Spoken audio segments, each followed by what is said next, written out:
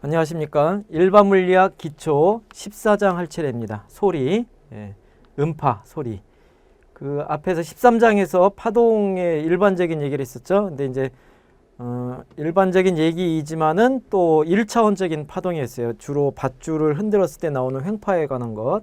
그랬는데 이제 그거 말고 2차원, 3차원적으로 퍼져나가는 파동의 대표적인 예가 소리가 되죠. 그래서 소리하고 빛에 대해서, 빛이 이제 저 뒤에서 광학에서 따로 다루게 되고요. 소리에 대해서 공부를 하겠습니다. 그러니까 2차원 파동이다. 그렇게 3차원까지 포함해서 2차원, 3차원 파동이다. 그렇게 이해하면 되겠죠. 자, 먼저 음파, 소리가 어떻게 만들어지느냐 하는 거를 보면요. 소리의 그 정체는 뭐냐면 종파예요, 종파. 그래서 공기와 같은 매질 속을 진행하는 종파, 움찔움찔움찔 진행하는 건데 이게 그냥 좁은 의미로는 공기를 통과하는 게 소리예요. 근데 공기만을 통과할 이유는 없죠. 그러니까 물이나 고체를 통과할 수도 있죠. 그래서 모든 매질, 고체, 액체, 기체를 통과하는 모든 종파를 넓게는 다 소리로 해석할 수가 있어요.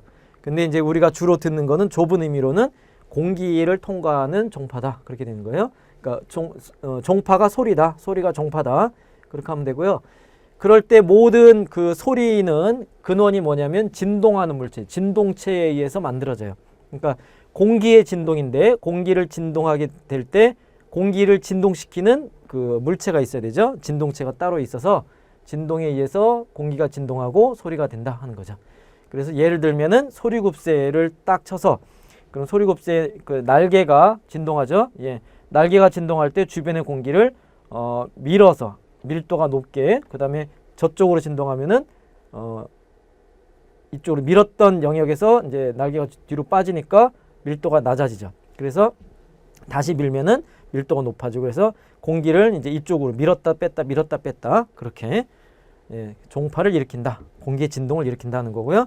그래서 이제 그림으로 보면은 밀한 부분, 소한 부분, 밀한 부분, 소한 부분이 이제 규칙적으로 반복이 되는 이런 공기의 진동이 퍼져나가는데 요거는 이제 이해하기 쉽게 1차원적으로 표시한 거고요. 사실은 이쪽으로만 미는 게 아니라 이쪽으로도 밀죠. 그죠? 이쪽으로도 밀고, 그죠? 그래서 사방으로 소리가 퍼져나간다가 되죠. 그래서 진동에 의해서 소리가 나오는 거고요. 이럴 때 이제 소리도 특정 방향으로만 따지면은 모든 방향으로 퍼져나가지만 특정 방향에 대해서는 사인 곡선형으로 우리가 표시할 수 있다 하는 거죠. 소리의 특성이요. 소리는 종파이고 이런 소리를 분류할 때 귀로 들을 수 있는 진동수 범위가 있어요. 그래서 가청 음파, 가청 주파수 그렇게 얘기하는데 20Hz에서 2만 Hz 정도는 우리 귀로 들을 수 있고요. 근데 그거보다 더 낮은 주파수는 초저주파, 그거보다 높은 주파수는 초음파로 해서 구분을 하죠. 예, 그런데 이제 책에 보면은 초음파를 응용하는 예가 여러 가지가 있어요. 예, 많은 영역에서 초음파를 쓰는데 여러분들이 읽어보면 되고요. 그 다음에 이제 소리가 이제 전파돼 나갈 때 얼마나 빨리 나가느냐, 소리의 속도, 파동의 속도인데요. 앞에서 우리가 3번에 있는 거 줄을 지나는 횡파의 속력에 대해서 이것도 사실 유도 안 했기 때문에 암기하자 그랬죠. 예, 이렇게 뮤분의 F 선밀도분의 장력의 형태로 횡파의 속력을 공부를 했는데 이제 종파로 넘어가는 거죠. 소리는 종파. 그래서 종파인데 이제 유체 속하고 고체일 때 약간 달라요. 그래서 이런 횡파의 속력을 보면은 이 장력이 뭐였냐면은 탄성적인 성질이었고 그 다음에 밀도가 선밀도가 질량, 관성적인 성질이었는데 종파의 경우도 마찬가지예요. 매질의 탄성적인 것하고 관성적인 성질에 의해서 파동의 속력이 결정이 돼요. 그럴 때 이제 유체 내에서의 종파는 예, 이것도 유도는 안 하고 결과만 얘기해 주면은 관성적인 성질은 밀도, 이거는 부피 밀도예요. 부피분의 전체 질량. 그 다음에 이제 탄성적인 성질이 부피 탄성률로 표현이 돼요. 그래서 부피 탄성률은 이제 앞에서 우리가 그 역률 같은 거 할 때 탄성적인 성질을 얘기할 때 그 부피 탄성률하고 역률을 얘기했었는데 예, 정의가 뭐죠? 외부에서 면적당 힘, 압력의 형태로 사방에서 압력의 형태로 힘이 가해질 때 부피가 얼마나 줄어드느냐, 이만큼 줄어들었다, 그죠? 그래서 줄어든 부피 양인데 변형. 근데 그게 이제 원래 부피에서 비율, 상대적인 비율로 정의를 했던 거고요. 그 비율이 탄성률이죠. 그러니까 원래 풀어서 쓰면은 외부 변형력이 들어와서 V분의 델타 V의 변형을 일으키는 거고, 이것이 비례상수가 B다 하는 건데, 일반적으로는 외부에서 압력이 형태로 힘이 들어오면 부피가 줄어들죠. 얘가 마이너스니까 부피 탄성률은 일반적으로 양수예요. 그래서 얘가 양수이기 때문에 전체적으로 부호를 맞추기 위해서 앞에다가 마이너스 부호를 써준다 하는 거죠. 그래서 이거는 뭐 공식으로 마이너스를 반드시 외울 필요는 없고요. 얘는 양수로 정의되는 거고, 압축이 되면 마이너스 붙고, 그 다음에 팽창이 되면은 플러스 붙고, 그렇게 받아들이면 돼요. 그래서 밀도분의 부피 탄성률의 루트가 되는 거고요. 그 다음에 이제 딱딱한 고체를 통과할 때는 부피 탄성률 대신에 역률, 대응이 되는 거죠. 예, 같이 대응이 되는 거. 그 다음에 밀도는 그대로고요. 그래서 줄을 지나는 횡파일 때는 밀도 대신에 선밀도였고요. 그 대신에 또 힘은 힘 자체였는데, 지금 종파의 경우에는 부피 밀도고 위에 장력 대신에 탄성률이 들어가는 거예요. 알겠죠? 그게 좀 다르다 하는 거. 그리고 요참에 역률에 관한 식도 복습을 하도록 하고요. 부피 탄성률도 복습을 하고. 그래서 역학적인 파동은, 파동의 속력은 다 관성과 탄성적인 성질을 포함시키는 거고요. 그런데 이러한 속도에 관한 것은 다 뭐가 결정하냐면, 이게 다 둘 다 매질의 성질이잖아요. 그래서 매질의 성질인데, 음파 같은 경우는 공기를 지나기 때문에 공기의 매질의 성질이 온도하고 아주 밀접한 관계가 있어요. 온도에 따라서 금방 변하죠. 그래서 온도, 매질의 온도하고 음속의 관계는 330m/s의 루트 t에 비례하는 꼴이다 하는 것. 이것도 일단은 암기를 할게요. 그죠? 유도는 아니고 암기만 합시다. 그러니까 결국에는 부피 탄성률이 온도에 어떻게 변하느냐, 그게 결정이 되면 돼요. 근데 그게 이제 이상기체로 봤을 때 연력학적으로 이제 접근해서 이런 것들을 다 활용해서 계산할 수 있는데, 기초 과정이니까 그거는 그리고 사실 심화 과정에서도 그렇게까지 계산을 안 했어요. 하면 할 수 있지만 여러분들이 관심 있는 사람들은 찾아보도록 하고요. 일단 결과를 이렇게 정리하고 넘어가도록 하겠습니다. 그 다음에 이제 음파에서 중요한 얘기는, 그러니까 요 앞에 3절까지는 파동 일반에서 했던 얘기를 그냥 다시 반복해서 얘기한 거고, 이제 4절에서 조금 다른 측면에 그동안은 파동이 어떻게 전달되느냐, 어떤 모양으로, 어떤 식으로 표현되느냐 하는 거였죠. 진동이 퍼져나가는 건데, 그때 파동에 의해서 퍼져나가는 실체가 뭐냐, 그 얘기는 아직 안 했어요. 예, 그 얘기를 하려고 하는데, 파동의 정의는 뭐냐면 매질의 진동을 통해서 진동 자체가 옆으로 퍼져나가죠. 그죠? 그러면 옆에 매질을 진동시키는 거니까 그만한 에너지를 전달해 주는 거예요. 그래서 에너지가 사방으로 퍼져나가는 거예요. 그런데 그 에너지가 한 곳에 머물러 있는 건 아니에요. 파동이기 때문에 지나가는 거예요. 그래서 얼마나 빨리 지나가느냐, 얼마나 많이 지나가느냐, 그게 있어야 되죠. 그래서 파동의 에너지보다는 파동의 세기를 정의를 해요. 파동의 세기, 인텐시티.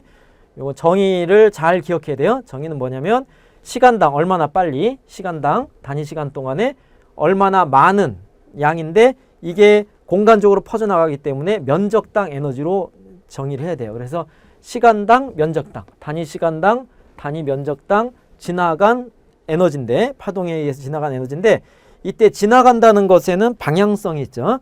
면적도 방향성이 있고, 그래서 어떻게 지나가느냐, 수직하게. 그러니까 진행 방향이 수직한 면이에요. 면에 대해서는 수직한 방향으로 지나간 것. 그래서 파동의 진행 방향에 대해서 수직한 단면적을, 단위 면적을 단위 시간 동안에 지나간 파동의 에너지, 그렇게 정의되는 거고요. 요거는 말을 좀 외워두는 게 좋겠어요. 정확하게 문장을 기억하도록 하고, 식으로 따지면 요 문장을 식으로 표현하면 에너지가 시간당 면적당, 여기에 숨어 있는 것이 지나가는 방향과 면적이 수직하다, 거기에 숨어 있는 거죠. 이게 정의고, 그런데 이제 요 시간당 에너지는 우리가 그 시간당 에너지를, 인류를 넓은 의미에서 시간당 에너지로 확대시킬 수가 있어요. 원래는 시간당 한 일이지만, 그래서 일률의 형태로 면적당 일률, 그렇게 쓸 수 있는데, 요게 그러니까 출력이 되는 거예요. 이럴 때 말하는 요거는 이제 출력, 음원 또는 파원의 출력이다, 광원의 출력이다, 그렇게 얘기하면 돼요.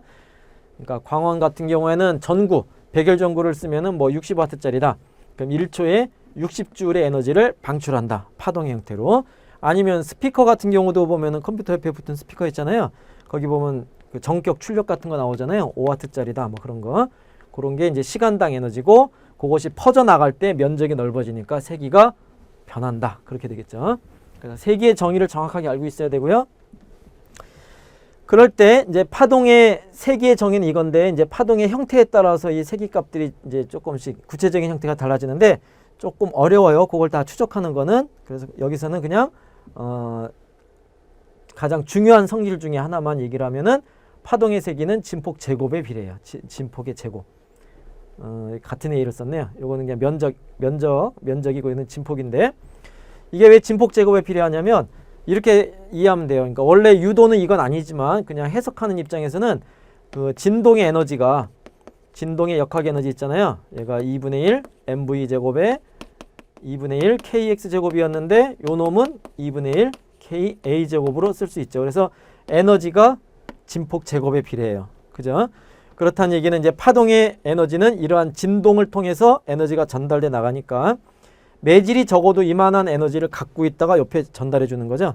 그래서 크기 자체는 진폭이 클수록 진폭 제곱에 비례해서 세기가 커진다 하는 얘기가 되죠. 요 얘기가 이제 그 쓰나미요. 쓰나미. 해일 들어올 때 파도 칠 때 그러니까 파고가 이게 들어오는 파고가 높을수록 이 파고의 제곱에 비례해서 그 폭발적인 에너지가 제곱에 비례해서 커지는 거예요. 그러니까 뭐 쓰나미가 몰려오는데 뭐 2m짜리 쓰나미가 몰려왔다. 아니면은 뭐 5m짜리 쓰나미가 몰려왔다. 그런 식으로 얘기할 때 진폭에 비해서 그 에너지가 제곱에 비례해서 커진다 하는 것. 예, 그렇게 알면 되겠고요. 요거는 모든 파동이 다 그래요. 그 횡파든 종파든 1차원이든 3차원이든 2차원이든. 예. 그 다음에 이제 소리기 때문에 소리에 대해서 가청 분턱하고 고통 분턱이라는 걸 얘기를 하면은 소리로 들을 때는 이제 우리가 가청 주파수가 있었잖아요. 20에서 22만 헤르츠까지 진동수만 듣는데 그러한 진동수에 대해서도 너무 세기가 작으면 에너지가 너무 작으면 소리가 안 들리는 거죠. 그러니까 소리가 낮은 소리, 높은 소리 그거 말고 센 소리, 약한 소리가 있죠. 그래서 가청 분턱은 들을 수 있는 가장 약한 세기를 정하는데 이게 진동수마다 달라요. 그래서 기준은 1000Hz에서 이만한 세기를 가장 작은 귀로 들을 수 있는 가장 작은 약한 세기다. 그렇게 얘기하는 거고 고통 문턱은 반대죠. 그래서 너무 소리가 크면 이 통증이 생기고 고막이 손상이 될 수 있잖아요. 그럴 때 편안하게 들을 수 있는 가장 큰 세기를 이 정도로 정의한다. 그렇게 달달달 외울 필요는 없어요. 그냥 그렇구나 하고 넘어가면 돼요.